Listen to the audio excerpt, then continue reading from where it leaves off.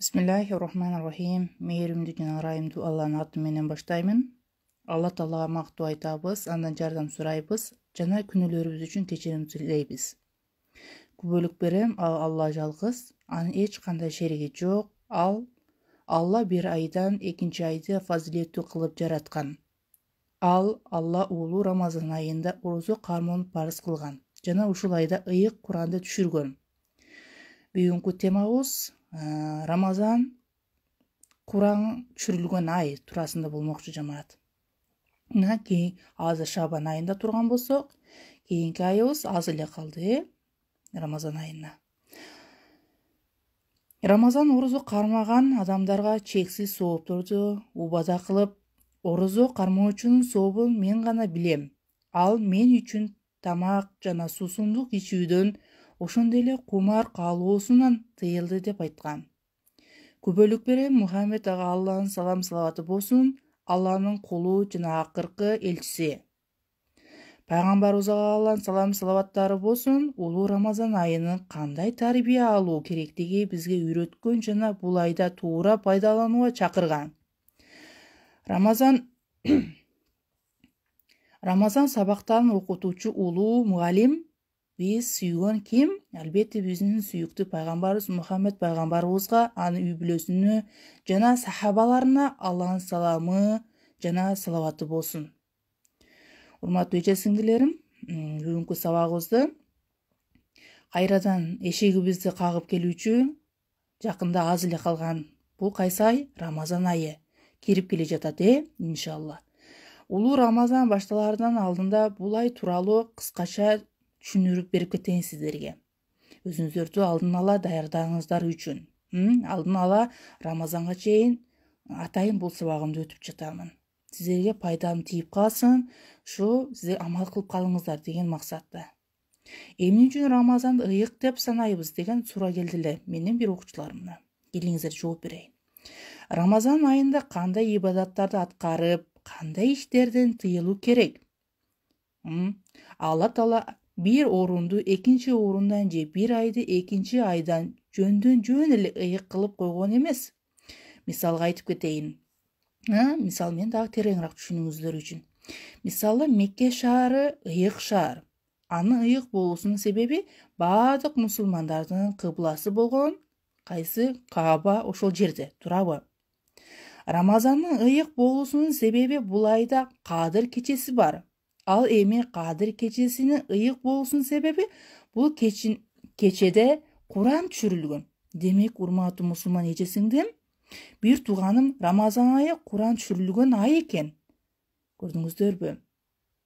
Куран түшүрүлгөн айда Куранда тыюу салынган күнөөлөрдү таштап аткарууга буйрулган амалдарды аткарууга үйрөнүү керек жамаат. Шабан айынын аягында пайгамбарыбыз ага Алланын салам салаваты болсун сахабаларына кайрылып: "О адамдар, силерге улуу ай жакындап келе жатат. Алла Таала бул айда орозо кармоону парыз, түндөсүн намаз окууну нафил кылды. Кимде-ким Рамазан айында нафил ибадатын аткарса, парыз ибадатын аткаргандай сооп берилет" деген. Машалла. Ал эми ким парыз ибадатты аткарса, башка айлардагы 70 парызды аткаргандай сооп алат. Кимде-ким адамдардын оозун аштырып, курсагын тойгузса, тозоктон 70 жылдык аралыкта алыс болот деп айтканда, сахабалардын кээ бирөөсү кимде-ким бир жутум суу же бир куурма менен ооз аштырса, тозоктон 70 жылдык аралыкта алыс болот деп жооп берди. Караңыздарчы. Мына ушул эсепсиз сооптоо берилүүчү Рамазан айында Алла Таала башка айларда адал болгон 3 ишти аткаруудан тыюу салды. Майни беребиз. Тамактануудан, суусундук ичүүдөн жана аял менен эркектин жакындашуусунан.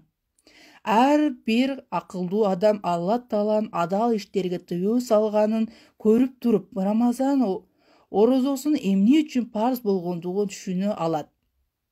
Рамазан бизди адал иштерден тыюу менен бирге арам иштерди толук таштоого тарбиялайт. Албетте Рамазандын бул тарбиясын Аллаға чындап ықлас кылган орозону эмне үчүн кармап жаткандыгын билген адамдар гана ала алат. Алла Таала Куранда мынтип айткан, маани беребиз жамаат. О иман келтиргендер, силерден мурунку элдерге парз кылынганы сыяктуу силерге да орозо кармоо парз кылынды. Такыба болушуңар үчүн деп айткан. Бакара 183-аятта келет. Шул эле аятта Алла Таала жөн гана орозонун парз болгондугун айтпастан, өтө маанилүү болгон үчүн 3 нерсени айткан. Аяттын башында Алла Таала иман келтиргендерге кайрылып жатат, Демек, орозону имандуулар гана кармай алышат. Ал эми имандын орду кайда деген суроо, албетте имандын орду жүрөктө, жамаат. Аяттын уландысында орозо кармоо парз кылынды деп айтылган. Чындыгында орозо кармаган адамды сырткы келбетинин билүүгө болбойт жана аны кандай ниети менен кармаганын да билүүгө мүмкүн эмес. Демек, орозонун орду да жүрөктө экен. Аяттын акырында орозо кармоонун негизги себеби такыба болуп экендиги айтылат, Такыбалык деген эмне деген суроо келип жаралышы мүмкүн сиздерде. Бул табий. Такыбалык Аллахка чын ниетин ишенип, ал буйруган ишти аткаруу жана тыюу салган иштерди тыйылуу дегенди түшүндүрөт. Демек, такыбалуулуктун орду да жүрөктө экен, жамаат. Урматтуу мусулман бир тууган эже-сиңдилерим, жогоруда аяттын түшүнүктүү болгондой, Рамазан бул жүрөктү тазалоонун айы. Жүрөк эмнеден? Жогоруда аятты түшүндүргөн болгондой, Рамазан бул жүрөктүн тазалоонун айы, Жүрөктү эмнеден тазалайбыз деген дагы суроо келиши мүмкүн да. Албетте жүрөктөрүбүздүн ордун алып жайланышын алган күнөөлөрдүн тазалайбыз да. Пайгамбарыбызга Аллахтан салават саламдар болсун, бир хадисинде орозо кармап, бирок жалган сүйлөөдөн, кыйбат кылуудан, ушак тартуудан өзүнө тыя албаган адам ачка жүргөндөн башка эч нерсеге жете албайт деген. Эгерде кечке тамактанбай, суусундукту ичпей жүрүп, бирок күнөө иштерден өзүн тыйып алса, кармаган орозодон эмне пайда, туурабы жамаат? Пайгамбарыбызга Аллахтын салам салаваттары болсун, экинчи бир хадисинде сахабалардан кайрылып, куру жала калоочу адамды ким экенин билесиңерби деп сурады. Сахабалар болсо колунда тыйыны да, буюңу да жок адам куру жалак калоочу болот деп жооп беришти. Пайгамбарыбыз Аллахтан салават саламдар болсун, аларга жок, куру жалак калуучу адам, ал менин үммөтүмдөн бир адам кыяматта дейт. Окуган намазы, кармаган орозосу, берген зекети жана аткарган ажылыгы менен келет.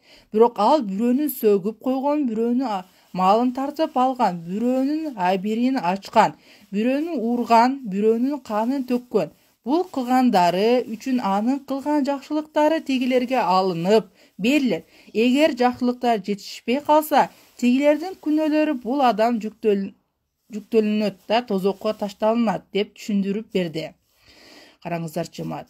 Орозо кармап, бирок күнөөдөн өзүн тый албаган адам Алланын алдында барганда кур кол калуусу мүмкүн экен. Албетте бул жеңил нерсе эмес, туурабы жамаат? Пайгамбарыбыз Аллахтан салават саламдар болсун, бир жолу минбарга бутун коюп жатып амин деди. Экинчи тепкичке бутун койгондо дагы амин деди. Үчүнчү тепкичке бутун койгондо дагы амин деди. Минбарга чыгып кутбасын аяктаган соң сахабалар ага кайрылып, "О Алланын элчиси, минбарга чыгып баратып, адатын тышкары 3 жолу амин деп айттың. Ушуну түшүндүрүп берчи" деп сурашты. Минбарга бутумду койгон мезгилде Жабраил мага орусу кармап, бирок күнөөнү таштабаган адам бактысыз болсун деп айтты. Мен ага амин дедим. Экинчи бутумду койгон мезгилде Жабраил ата-энеси же ал экөөнүн бири колунда картайганда, алардын ыраазылыгы кылып бейишке кире албаган адам бактысыз болсун деп айтты. Мен ага амин деп айттым. Үчүнчү тепкичке бутумду койгондо Жабраил сенин атыңды угуп, бирок салават айтпаган адамга бактысыз болсун деп айтты. Мен ага да амин дедим деп түшүндүрүп берди. Ошондуктан урматтуу мусулман бир тууганым, келиңиз улуу Рамазанда ашказан менен гана орозо кармабастан жүрөгүбүз, тилибиз, көзүбүз, кыскасы баардык мүчөлөрүбүз менен орозо кармайлы жамаат. Орозо бул тосуучу парда. Бул жашоодо күнөөдөн тосот, акыретте болсо тозоктон тосот жамаат. Рамазан деген сөз араб тилинде 5 тамгадан турат жамаат. Ро тамгасы рахмат, мим тамгасы махфират, башкача айтканда кечирим. Алиф тамгасы аманун минан нори, башкача айтканда тозоктон аман болуу. Зот тамгасы зомдун илал жаннати, башкача айтканда бейишке кепилдик. Нун тамгасы нурун фил жаннати, башкача айтканда бейиштеги нур. Аллахым жашоодо ар бирибизди келиңиз улуу Рамазан ашказан ушул бир гана ушул тамгаларды мен атайын айтып кетип аткам. Мен өзүм дагы окуучуларыма түшүнүктүү болсун деген максатта айтып атамын. Нун тамгасы нурун фил жаннати, башкача айтканда нур. Аллахым ар бирибиз өз ырайымын алып, күнөөлөрүбүздүн кечир, тозоктон аман кылып, бейишке киргиз, улуу Рамазан айынын туура пайдалануу баарыбызга насип кылган болсун жамаат. Аллахым билип билбей жасаган күнөөлөрүбүздү кечирип, ыймандуу адамдар менен бирге кылсын. Ассаламу алейкум рахматуллахи баракатуху. Урматтуу жамаат, бул сабагымды иншаллах сактап коюнга аракет жасайын. Бир тууган эже сиңдилериңиз менен дагы бөлүшкөнгө аракеттениңиздер.